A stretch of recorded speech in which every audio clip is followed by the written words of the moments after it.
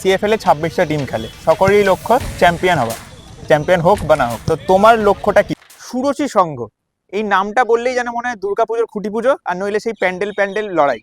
কিন্তু না, আজকে আমরা সুরুচি সংঘ ওই দুর্গাপুজো নয়, আমরা কিন্তু দেখতে পাচ্ছেন পেছনে Rabindra Sarobar stadium, football stadium, এবং এই স্টেডিয়ামেই কিন্তু সুরুচি সংঘ যে ফুটবল টিম প্র্যাকটিস করলো। আপনারা জানেন সিএফএল এ তারা খেলবে এবং ইস্টবেঙ্গল মোহনবাগানের সঙ্গে তারাই একসঙ্গে গ্রুপ এ তে অবস্থান করছে, এবং তাদের প্র্যাকটিসই আমরা আজকে আপনাদের দেখাবো। এবং তাদের যে প্রধান কোচ, বর্তমান প্রধান কোচ রঞ্জন ভট্টাচার্য মহাশয় কি বললেন তাদের প্র্যাকটিস সম্বন্ধে, এবং আমরা তাদের যে যে প্লেয়ার, তাদের দুজন প্লেয়ারের সঙ্গে কিন্তু আমরা কথা বলে নিলাম, তারা কি বললেন টিম সম্বন্ধে, তারা ঠিক কতটা আশাবাদী সিএফএল এ। চলুন এবার আমরা সেটা দেখে নিই।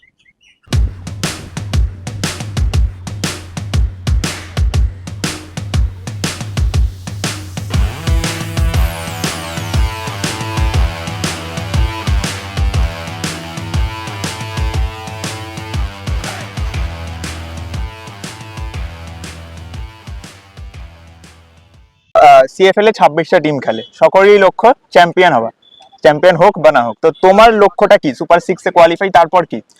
টিম কতটা প্রস্তুত সেটা অ্যাকচুয়ালি বলি, সুরুচি সংঘ না এমন একটা ব্যাপার, আমি ক্লাবে 3rd ডিভিশন থেকে রয়েছি, তো 2nd ডিভিশন থেকে, তো ওই পরপর চ্যাম্পিয়নে উঠে উঠে আর ওই পুজোটা এখানে একটা সুরুচি সংঘ মানে প্রথমে লোক জানতে হচ্ছে দুর্গা পুজো, হ্যাঁ সারা বিশ্ব জানে।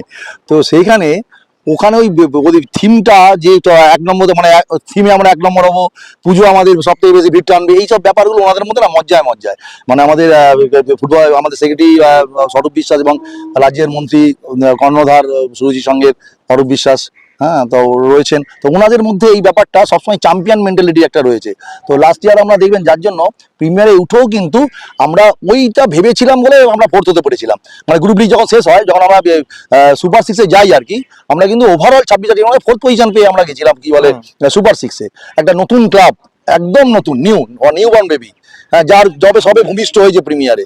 তো সেখানে তো এই বছর তো অটোমেটিক্যালি বলতেই পারেন না, লাস্ট ইয়ার যখন আমরা 4th পজিশন পেয়েছি, অবশ্যই এবছর আমাদের গ্রুপ টপ, তার মধ্যেও কি বলে আমাদের প্রথম লক্ষ্য হচ্ছে সুপার 6-এ যাওয়া, এবং পাশাপাশি আগের বছর 4, হ্যাঁ আগের বছর 4 হয়ে গেছি, মানে এবছরটা বুঝতেই পারছেন যে আর একটু তো উপরের দিকে আশা করছি আর কি। এবং আমি ওইভাবেই ভাবি যে আমি যেখানেই কাজ করি 1 নম্বর হবো, হ্যাঁ 2 নম্বর হবো, এই মানে 1-2 এর মধ্যে থাকতে হবে আমাকে, এটা আমার মধ্যেও একটা রয়েছে।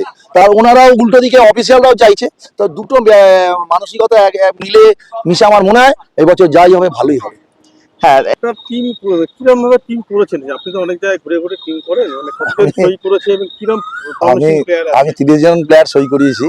তো এই বছর আপনি খুব ভালো কথা বলেছেন, এই বছর আমি অনেকগুলো জুনিয়র ছেলে নিয়েছি। অ্যাডামাস ইউনিভার্সিটি চ্যাম্পিয়ন হলো, যারা ওখানে পড়ালেখাও করে, ওখানে ডিগ্রি পাচ্ছে, এরকম গোলাপ আছে ওখান থেকে, সাব্বার আছে, আপনার প্রচুর অনেকগুলো ছেলেকে, দেবজিৎ বসাক আছে ওখানকার।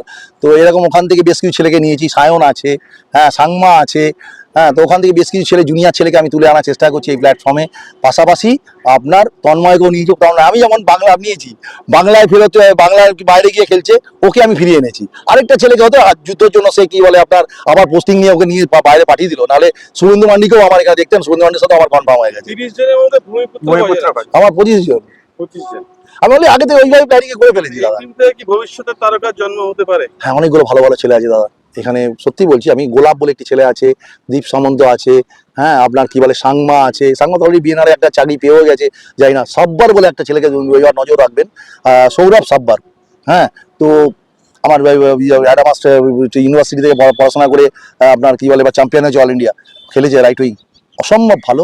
তো ওর দিকে আপনারা নজর রাখবেন, আমার মনে হয় যদি ও ঠিক খেলতে পারে তো আগামী দিন ও আইএসএল নক করবে।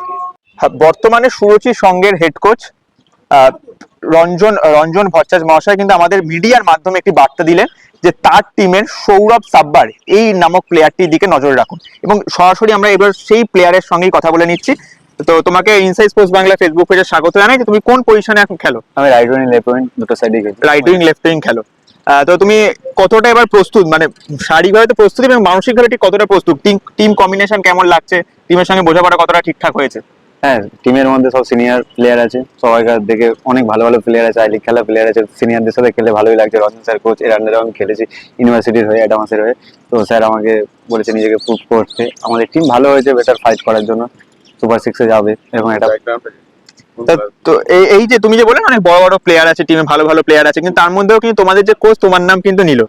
তা তোমার বাড়ি কোথায়, তোমার কিভাবে এখানে আসা? এই আমার উদ্যোগে আমার আসা? বাড়ি হচ্ছে হুগলিতে চন্দনপুর, ওখানে বাড়ি। ওখান থেকে আমি কালিকা টেনিসে ছিলাম গত বছর, তার আগের বছরও ছিলাম।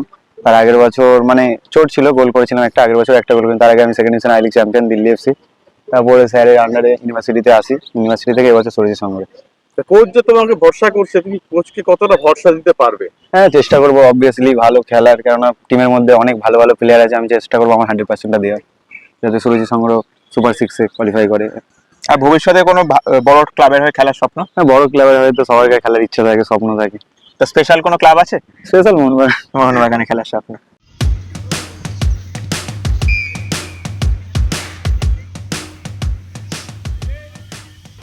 শুনিলেন যে তাদের কোচ রঞ্জন ভট্টাচার্য কিন্তু বলেইলেন তাদের যে 30 জন স্কোয়াডে প্লেয়ার, তার মধ্যে 25 জনই কিন্তু বাঙালি, অর্থাৎ ভূমিপুত্র।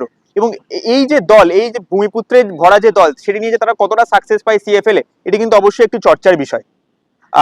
রবীন্দ্র সরোবর থেকে শাগ্নি দত্তের report, inside sports Bangla, Kolkata.